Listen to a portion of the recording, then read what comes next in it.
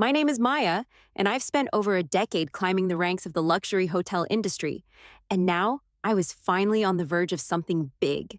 I'd been promised the regional director position for over a year now, and everything I'd done, from boosting occupancy rates to managing day to day operations with efficiency, had built up to this moment. I'd cultivated strong relationships with high end clients and worked my ass off for a reward I was certain was finally within my grasp. As I adjusted the layout for my upcoming presentation, the sound of coffee cups clinking in the break room caught my attention. A deep sigh escaped me. I walked over to refill my cup, letting the warmth of the coffee settle into my chest as I glanced over my notes one more time. My intern Blake was chatting excitedly to a group of colleagues nearby. He was fresh out of hospitality school, had an Instagram following, and a charming way about him that made him an instant hit with the upper management. They adored him for his fresh branding ideas, but every time I saw him stumble through tasks, I felt my skin crawl. Blake was good with the fluff, but he couldn't manage a schedule to save his life. Still, the leadership team kept praising him for his potential. To them, he was a shiny new toy. To me, he was an inexperienced intern trying to wear a director's shoes. I didn't hate Blake, but I couldn't shake the growing unease in my chest as I worked tirelessly to prove my worth for a role I knew I had earned. I'd been promised this. For over a year, I'd been led to believe I would get the job that I had worked so hard for. I leaned against the break room counter, absently stirring my coffee. My hands were shaky, and it wasn't from the caffeine. The announcement of the new director was coming any day now, and the suspense was wearing on me. Was I really going to get it? Or had the endless conversations with upper management been empty promises? A moment later, just as I was trying to push those thoughts aside, my phone buzzed. It was an email from a higher-up. "Can you meet us in the conference room for a quick chat?" I stared at the screen for a long moment, my heart starting to pound. I had told myself that whatever happened, I wouldn't show weakness. But that gnawing feeling in my gut intensified, and I knew something wasn't right. I grabbed my tablet and made my way to the conference room. My footsteps echoed through the empty lobby, the anticipation thick in the air. When I walked in, the familiar faces of my managers and the senior team were waiting, their expressions unreadable. "Take a seat, Maya," said the general manager, a man I had worked with for years, someone I considered a mentor. He didn't waste any time. "We've been evaluating our leadership needs, and after much thought, we've decided to go in a different direction." The words hit me like a ton of bricks, and for a moment, I couldn't breathe. The room felt suffocating. I blinked and tried to keep my composure, but the sting of his words reverberated deep in my chest. "We've decided that Blake will be taking on the regional director role. We're excited about his fresh ideas and vision for the future," the GM continued. Blake, of course, was grinning in the background like he had just been crowned king. I nodded, trying to keep my face neutral, my heart doing flips in my chest. "Of course," I said quietly, my voice steady despite the growing fire inside me. I gave a professional nod to Blake, who walked over to my side and clapped me on the back. "Thank you, Maya. I'm going to need your help transitioning the client files and VIP preferences." He looked up at me with a smile that didn't reach his eyes. "I'll need you to help me get up to speed." I could feel the anger bubbling inside me, but I kept it together. I smiled back, but inside, everything had shifted. My ambition had turned into something colder, sharper. This wasn't over. Not by a long shot. As the meeting ended, I walked out of the conference room, my mind racing. The pain of being overlooked again was something I had known my whole life. But this felt different. This wasn't just an oversight. This was betrayal. That night, I sat in front of my laptop, reviewing client notes, account logs, and every detail I had meticulously collected over the years. I needed to know exactly who relied on me, who trusted me, and who would eventually realize they needed me, even if the company had just dismissed me as irrelevant. I would build my own path, quietly, calmly, and with all the tools they had unknowingly provided. The regional director role might have slipped through my fingers, but I had other plans. This game wasn't over yet, not by a long shot. I stepped into the glass-walled office, my heart pounding in my chest. The room was sleek, pristine, a symbol of everything I'd worked for. The general manager, Martin, sat behind his polished desk, his fingers steepled as if he were preparing for some kind of strategic chess move. Blake, the intern-turned-golden child, was sitting nearby, grinning like the cat that got the cream. I could feel the shift before Martin even opened his mouth. The atmosphere was thick with tension. He gestured to the chair in front of him. Maya, thanks for coming in, Martin said, his voice smooth, practiced. I won't waste your time.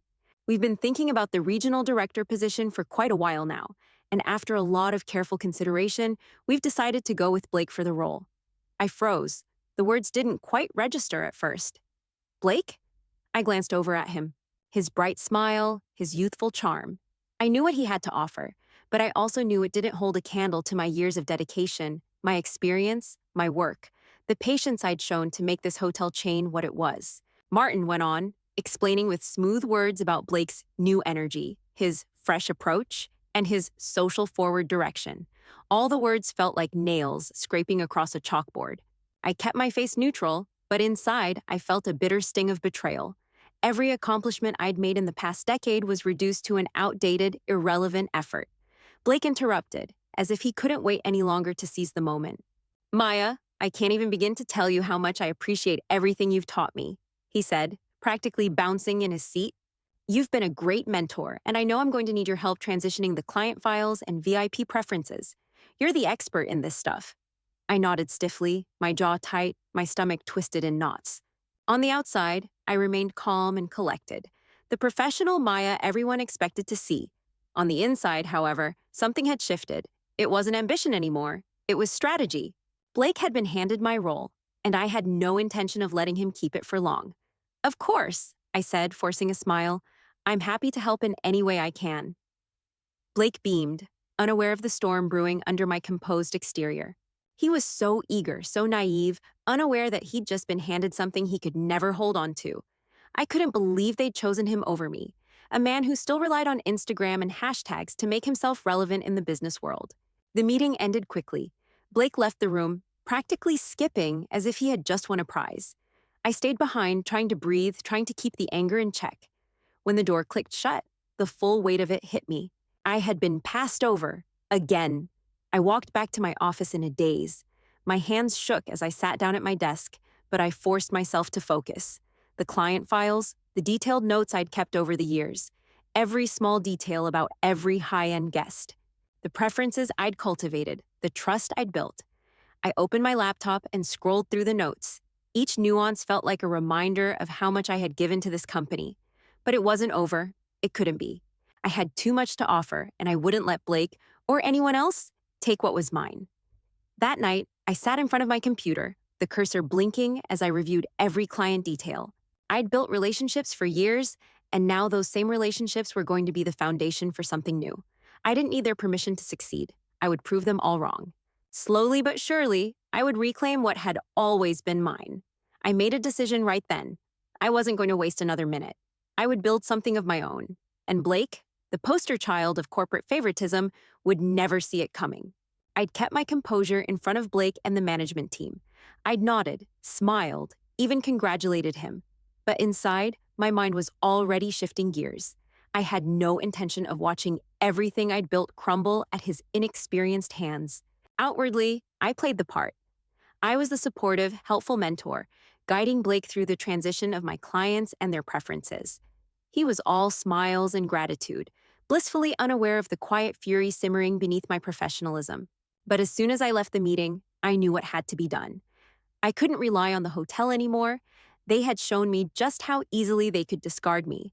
So I started securing my own foundation. That evening, after work, I pulled up my laptop and opened the client files. My years of work, each file meticulously detailed, with every preference, every personal detail about the VIP clients I had cultivated trust with over the years. I had become their go-to, the one they trusted to handle everything from room preferences to off-the-book requests. The relationships I had built with these high-end guests weren't something Blake could replicate with his Instagram-ready ideas. I didn't waste any time. I began copying all the records into a private encrypted file storage, carefully so nothing would be traced back to the hotel. The details were still in my mind, but I wasn't leaving anything to chance. I transitioned all my notes to personal formats, away from the hotel's central system. In the quiet of my apartment, surrounded by empty coffee cups and the hum of my laptop, I set my plan into motion. I had learned so much over the years. I knew the vendors, the chefs, the concierge services I used to refer to the hotel. What had once been part of my job, I would now use to create something of my own. A boutique guest relations consultancy. It made sense. I'd spent enough time building relationships with these clients, and now it was time to leverage that trust for myself. I registered the business under my own name, making sure all the paperwork was in order. Then, I reached out to the vendors I had worked with closely, the private chefs, the event planners, the personalized service providers. One by one, I offered them a new way to work with me directly, bypassing the hotel entirely. The best part? They were all on board. They were just waiting for someone like me to take the lead. The more I reached out, the clearer it became that I had the foundation for a flourishing business. Each piece of the puzzle was falling into place. I started setting up new channels for communication, using encrypted emails and private phone lines. The hotel system was slowly becoming a thing of the past, a shadow I was quietly distancing myself from. As I worked on this plan in the background, I continued to support Blake. I was careful, never stepping on his toes, always offering helpful advice. Every time I took the extra step to assist him, cleaning up after his mistakes at VIP events or reminding him of client nuances he'd forgotten, I made sure to do it in a way that didn't draw attention to my competence. Blake continued to rise in his world of influencer posts and trending hashtags, while I quietly, steadily built mine. The more he fumbled, messing up dietary restrictions, mixing up introductions, treating our VIP clients like Instagram followers, the more I had a chance to swoop in and smooth things over. But never in a way that would reveal how much more capable I was than he could ever be. Behind the scenes, I was slowly erasing myself from the hotel's digital footprint. I was a ghost, not in the system anymore, yet still essential to the foundation I was quietly constructing. It was a subtle, deliberate plan, one that required patience, precision, and timing. By the end of the month, I had created a separate, invisible web of vendors and clients who didn't even know they were part of my own business plan. Every detail, every account I managed was now under my control. I wasn't just waiting for the opportunity to take over, I was creating it. And as I watched Blake continue to struggle with his new role, I couldn't help but feel a little satisfaction. He had no idea what was happening under his nose. But soon enough, he would. Blake's rise to regional director was a spectacle, one I could barely stomach. His social media posts had him grinning in front of the hotel's logo, promoting fresh branding and a new vision, while the clients I had built relationships with for years slipped through the cracks. The cracks, however, weren't entirely invisible to me. Blake's inexperience was starting to show. The first luxury event he hosted as the new director was an utter disaster. Guests had dietary restrictions that weren't considered, introductions were muddled, and the entire event felt more like a photo shoot than a luxury experience. But I didn't step in right away. I wasn't going to undermine him, at least not publicly. The night of the event, as guests shuffled past with half-filled glasses, I found myself on the edge of the room, quietly observing. Blake had tried, but it was clear. He lacked the finesse to manage the high-net-worth individuals that I had worked with for years. They weren't looking for social media highlights. They were looking for someone who understood the value of discretion and tailored luxury.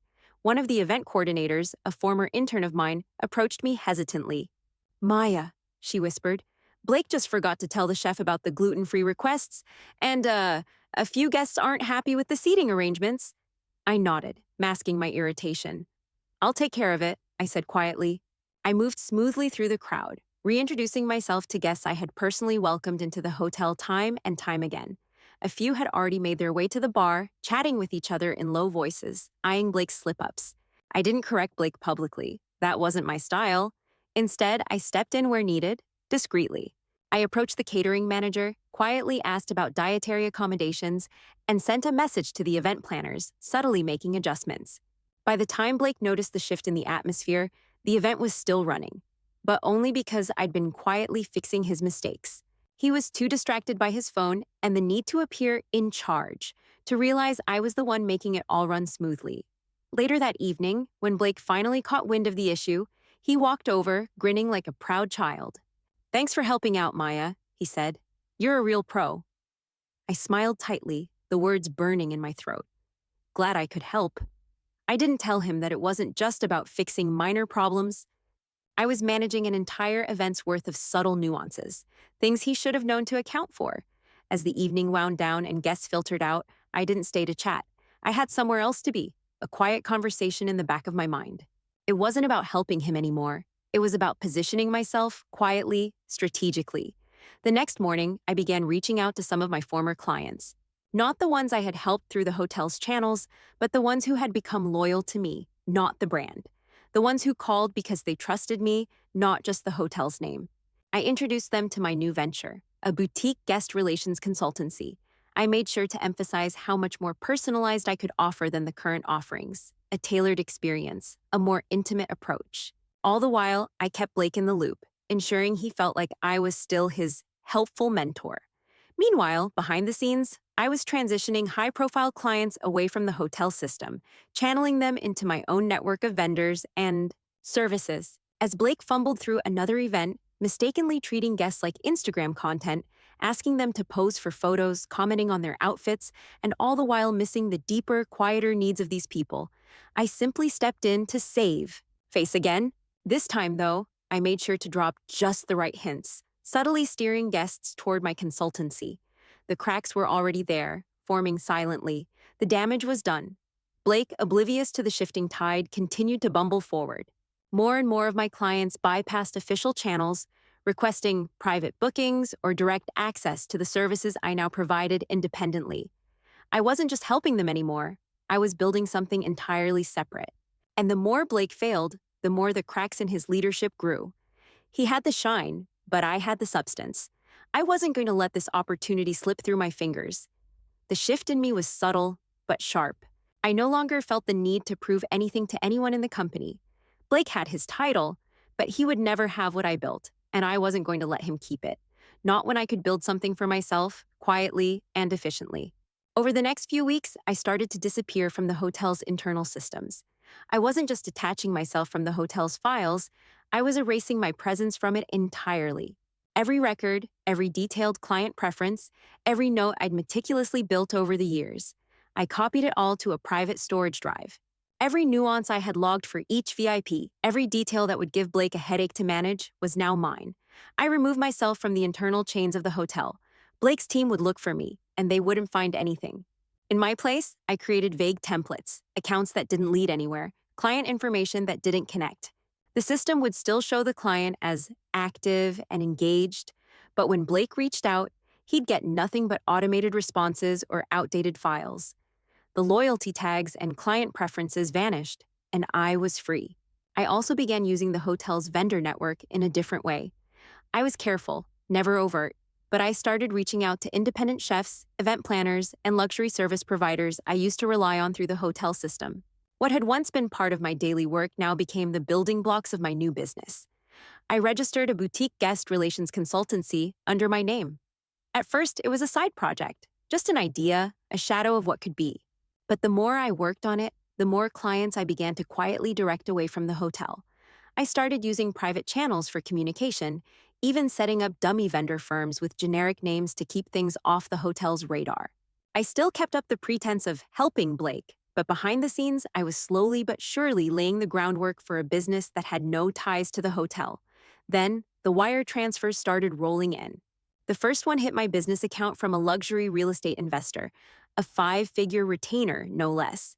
I hadn't expected such a quick return, but it was a welcome confirmation that my strategy was working. As I watched the money appear in my account, I couldn't help but smile. This was it. This was my escape. The next day, I attended an executive meeting. Blake was gushing about a new marketing plan, tossing around phrases like new energy and fresh direction, all while receiving praise from senior management. The entire presentation was riddled with things I had put in place, things I had designed, concepts I'd used to build our client base. I was the architect, but Blake was the face they saw, the next big thing they wanted to sell. I couldn't help it. The moment felt like a punch to the gut, but I stayed calm. When Blake praised my mentorship in front of the room, I smiled, my teeth tight. I knew the truth. I had written the client package he was presenting as his own. Every line, every detail, every recommendation, all mine. But I didn't correct him. I let it slide. It didn't matter anymore. I had already moved beyond him. It was in that moment that I realized I wasn't just mentoring Blake anymore. I was biding my time, waiting for the moment when I would walk away with my own power. By the end of the week, I received my first official contract, a boutique design project for a high-profile client. The buzz of excitement that followed my first deal was almost intoxicating. The foundation was solid, and everything was moving faster than I expected. Clients, like the luxury real estate investor, were now coming to me directly, bypassing the hotel entirely. I didn't need to keep pretending. I had taken back control, and it was just the beginning.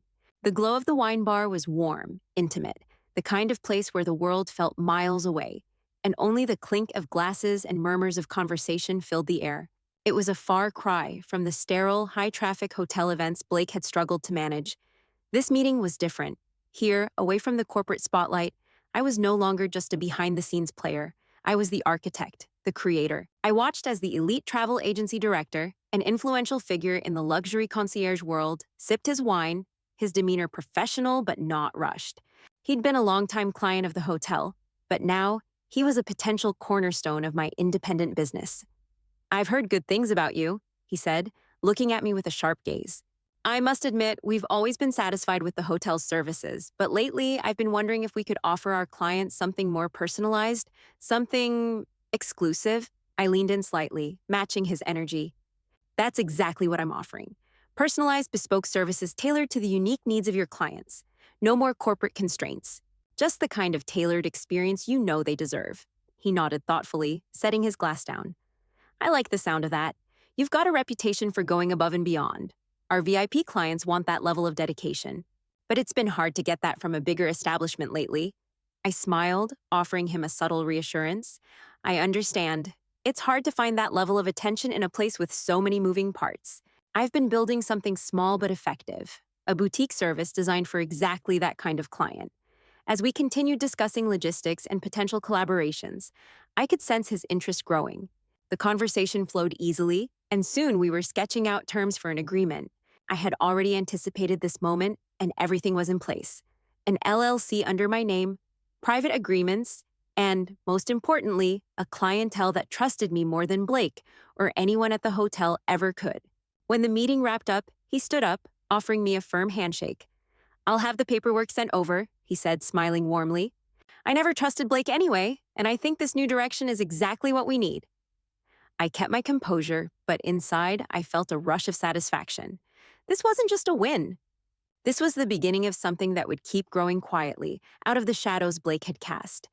The deals, the clients, the trust, it was all shifting. As I left the wine bar, I checked my phone. There were messages from the hotel, more problems at an event, more complaints about Blake fumbling with details. I couldn't help but smile. His failure was already echoing through the halls of the hotel, but no one had yet realized the depth of it. The cracks were forming faster than he could patch them. Clients who had once been loyal to the brand were now quietly redirecting their budgets and their trust to me. I wasn't just another employee. I was becoming the only one they trusted. The following week, Blake sent me a message asking for my advice on some guest arrangements.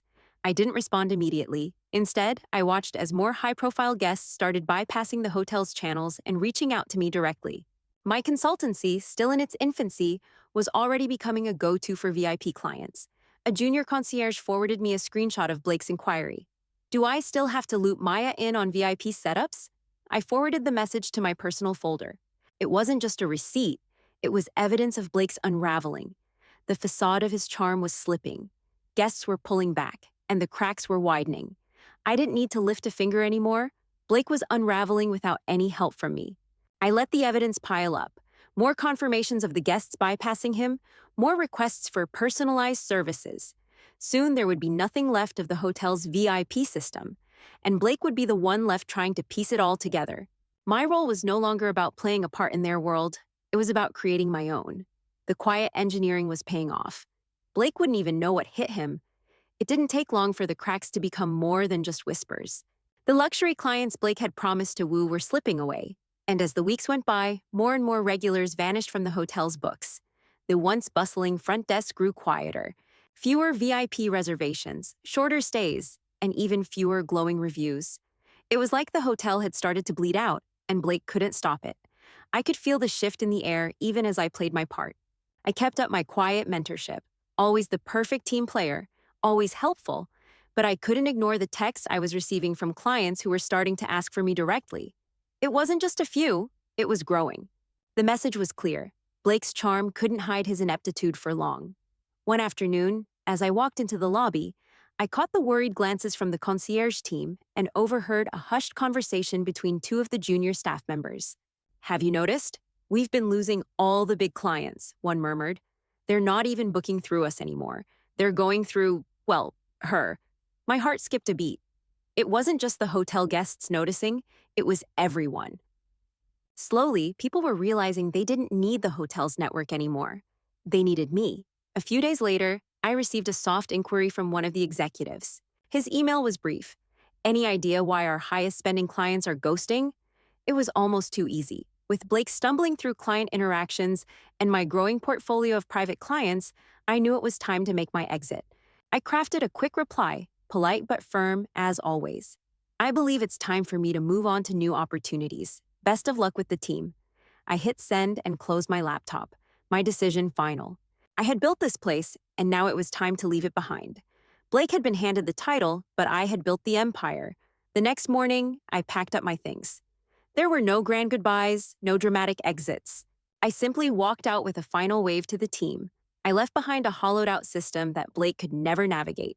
He would inherit my client files, but he'd find them scrubbed clean. All the personal preferences, the VIP tags, the loyalty records, all gone. They were part of my blueprint, my map, and Blake had no idea where to start without it.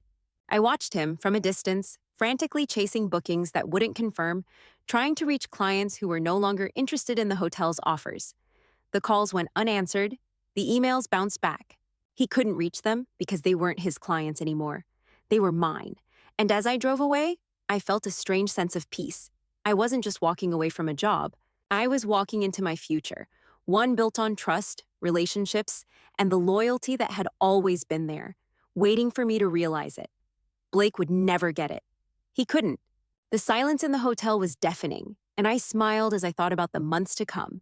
The months when they would realize that they'd let the one person who truly understood luxury hospitality slip away.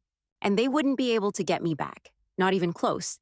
It had been months since my quiet departure from the hotel, and the company was beginning to feel the weight of the loss.